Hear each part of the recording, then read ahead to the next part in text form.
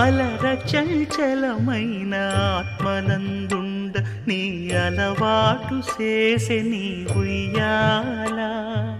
అలర చంచలమైన ఆత్మనందుండ నీ అలవాటు చేసే నీ ఉయ్యాల. పలుమారు ఉచ్ఛ్వాస పవనమందుండ నీ భావంబు తెలిపే నీ ఉయ్యాల. పలుమారు ఉచ్ఛ్వాస పవనమందుండ నీ భావంబు తెలిపే